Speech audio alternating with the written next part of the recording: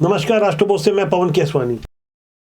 मौजूदा समय में छत्तीसगढ़ में जिस तरह से हिंदुत्व को लेकर राजनीति हो रही है और जिस तरह से धर्मांतरण के विषय में प्रदेश के मुखिया खुद अगर मिशनरियों पर आरोप लगाए और साफ तौर पर यह ऐलान करें कि इनके विरुद्ध सख्त से सख्त कार्रवाई होनी चाहिए, इससे आप अंदाजा लगा सकते हैं कि मौजूदा दौर में किस तरह से भारतीय जनता पार्टी अपने मुद्दों पर खुलकर बात करती है। बिना लाग लपेट के जिस तरह से मुख्यमंत्री विष्णुदेव साय ने अपनी बातों को कहा, मतांतरण के विरुद्ध सख्त से सख्त कानून बनाने का ऐलान किया। अब 10 साल की सजा होगी।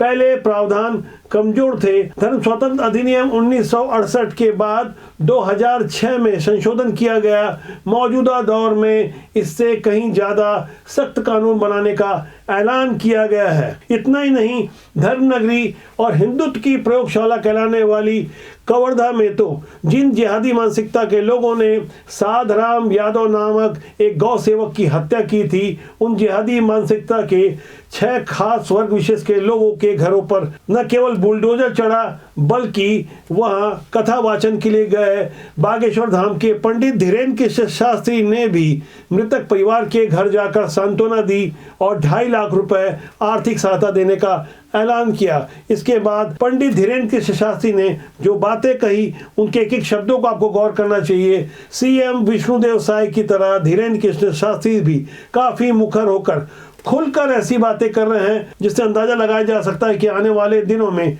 छत्तीसगढ़ की सामाजिक और राजनीतिक दशा दिशा किस कदर नए करवट पर आगे बढ़ने वाली है। ट्राइबल क्षेत्र की तरफ भी आप लोगों का निगाह जाना चाहिए, बस्तर सरगुजा में भी निगाह जाना चाहिए। आज मिशनरीज लोगों का बोलबाला है। एजुकेशन और हेल्थ में वो लोग वहां पर हावी हैं और इसका दुष्प्रभाव हो रहा है। इसके आड़ में वो लोग धर्मांतरण ज्यादा करते हैं, तो ये सब भी रुकेगा, हिंदुत्व को एक ताकत भी मिलेगी। ज्ञानवापी की तैयारी है। एएसआई के सर्वे में जो बताया गया है, प्रभु भगवान भूत भावन महादेव के पक्ष में बताया गया है। बहुत जल्दी रुद्राभिषेक होने वाला है। अयोध्या तो झांकी थी, मथुरा काशी बाकी है।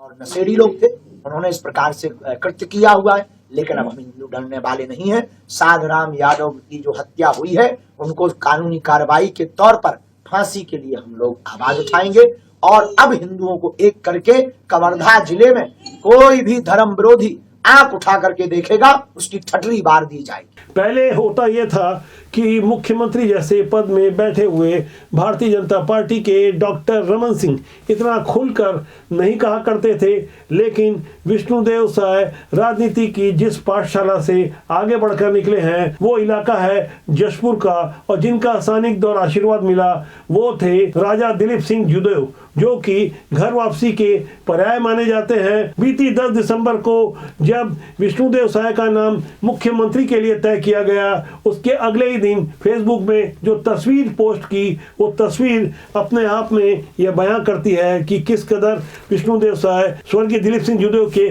कार्यों से प्रभावित थे। उन्हीं कार्यों को लेकर अब सीएम विष्णुदेव साय आगे बढ़ रहे हैं। स्वर्गीय दिलीप सिंह जूदेव के घर वापसी अभियान को नई दिशा और गति दे रहे हैं उनके पुत्र प्रबल प्रताप सिंह जूदेव। उनके साथ भी विष्णुदेव साय की ये तस्वीर आप देख सकते हैं। आने वाले दिनों में धर्मांतरण को लेकर छत्तीसगढ़ में एक नए किस्म की राजनीति हो सकती है। मौजूदा दौर में छत्तीसगढ़ में धर्मांतरण को लेकर जो कानून है, उसके अनुसार मौजूदा अधिनियम में मतांतरण के दोषी पाए लोगों को 3 साल की जेल की सजा और 20,000 रुपए का जुर्माना या दोनों प्राविधान में है, जबकि प्रस्तावित नए कानून के अनुसार 10 साल की कड़ी सजा होगी। दरअसल हमारे संविधान के अनुच्छेद 25 और 28 में जहां धर्म प्रचार की आजादी है, उसी के आड़ में धर्मांतरण किया जाता है। कानून को तोड़ फोड़ कर अपने ढंग से परिभाषित करने का जो चलन है, उस पर बहुत जल्दी रोक लगने वाली है। मौजूदा समय में बस्तर और सरगुजा के खासकर अनुसूचित जनजाति वाले वो इलाके, वनांचल का वो क्षेत्र जहां आम तौर पर शासन और सिस्टम की पहुंच नहीं होती, वहां ये मिशनरियां सक्रिय होती है, प्रलोभन देकर अंधविश्वास के भरोसे शिक्षा और स्वास्थ्य के आड़ में गरीब भोले भाले लोगों को बरगला कर जिन्हें जिन्हें धर्म के बारे में सही ढंग से जानकारी भी नहीं होती, उन्हें बहला फुसलाकर धर्मांतरित किया जाता है। दरअसल धर्मांतरण की बजाय मतांतर शब्द का प्रचलन है। बोलचाल की भाषा में मतांतरण को ही धर्मांतरण कहा जाता है। वास्तव में कोई धर्म बदल कर नहीं जाता, बल्कि उसका मत बदल जाता है, इसलिए धर्मांतरण को मतांतरण भी कहा जाता है। जिस तरह से देश में राम लहर है, जिस तरह से हिंदुत्व के पक्ष में माहौल है, जाहिर तौर पर भारतीय जनता पार्टी आने वाले लोकसभा चुनाव के लिए बेहद फील गुड महसूस कर रही है। 2019 के चुनाव में जब छत्तीसगढ़, मध्य प्रदेश और राजस्थान में भाजपा की हार हुई थी, तब भी वहां लोकसभा चुनाव में बेहतर रिजल्ट देखने को मिला था। मध्य प्रदेश की 29 में से 28 और राजस्थान की 25 में से 25 लोकसभा सीटों के अलावा छत्तीसगढ़ में 11 में से 9 सीटों पर भारतीय जनता पार्टी को विजय मिली थी। अब जो नया लक्ष्य तय किया गया है छत्तीसगढ़ के लिए, वहां 11 में से 11 सीट जीतने का लक्ष्य तय किया गया है। इसे लेकर जहां भारतीय जनता पार्टी उत्साही है और आंतरिक रूप से सर्वे भी शुरू हो गया है, हमारे पास जो इनपुट है उसके अनुसार भारतीय जनता पार्टी ने अपने जिताऊ उम्मीदवारों के लिए काम करना भी शुरू कर दिया गया है। एक ताजा जानकारी के अनुसार करीब आधे सांसदों की टिकट कट सकती है। नए चेहरों को मौका देने का वक्त आ चुका है। उप मुख्यमंत्री और भाजपा के प्रदेश अध्यक्ष रहे अरुण साव ने भी पत्रकारों से कुछ ऐसी ही बात साझा की। लोकसभा के प्रभारी सह प्रभारियों की नियुक्ति हो गई है और उसके लिए बैठकें प्रारंभ हो गई है। तो निश्चित रूप से भारतीय जनता पार्टी छत्तीसगढ़ की 11 की 11 लोकसभा सीट जीतने की तैयारी में पूरी ताकत से जुटी है। देखिए, हमेशा भारतीय जनता पार्टी नए लोगों को हमेशा से मौका देती रही है। मौजूदा समय में छत्तीसगढ़ में भारतीय जनता पार्टी के लोकसभा के 9 की बजाय 7 ही सांसद हैं, क्योंकि 2 सांसद रेणुका सिंह और अरुण साव विधायक बन चुके हैं। उन्होंने अपनी संसद की सदस्यता से इस्तीफा दे दिया है। इसलिए मौजूदा समय में जो 7 सांसद हैं भाजपा के, उनमें से रायपुर से सुनील सोनी, महासमुंद से चुन्नीलाल साहू, राजनांदगांव से संतोष पांडे, दुर्ग से विजय बघेल, कांकेर से मोहन मंडावी और जांजगीर चांपा से गुहाराम अजगले लोकसभा के सांसद हैं। जबकि कांग्रेस के लिए बस्तर से दीपक बैज और कोरबा से ज्योत्सना चरणदास महंत सांसद हैं। कांग्रेस के 2 सांसद हैं और भारतीय जनता पार्टी के 7 लोकसभा सांसद हैं। जबकि राज्यसभा में कांग्रेस की रंजीत रंजन और राजीव शुक्ला के अलावा तेजपाल सिंह तुलसी और फूलो देवी नेताम हैं।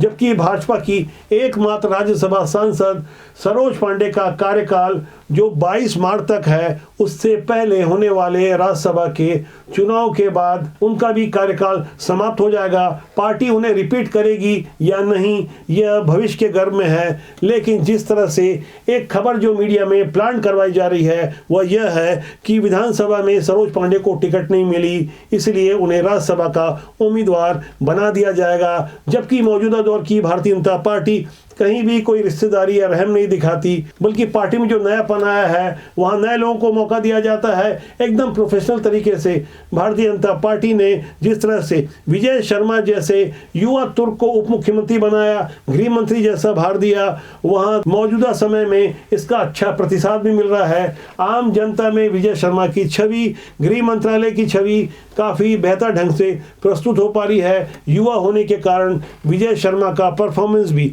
अच्छा बताया जा रहा है। ऐसा ही नयापन भारतीय जनता पार्टी आगे भी देखना चाहेगी। करीब आधे सांसदों को, लोकसभा के जो सांसद हैं, उनकी छत्तीसगढ़ में टिकट काटी जा सकती है। इस दिशा में काफी विचार हो रहा है। ओबीसी के अलावा एसटी और एससी वर्ग के लोगों के लिए अच्छी खबर आ सकती है। इन्हीं वर्गों में से नई टिकट दी जा सकती है। नए लोगों को मौका देने की परिपाटी भारतीय जनता पार्टी में 2019 में उस वक्त देखी गई जब सभी जीते हुए 10 सांसदों को हटा दिया गया। 7 बार के सांसद रमेश बैस, जो मौजूदा समय में राज्यपाल हैं, उनकी टिकट भी काट दी गई।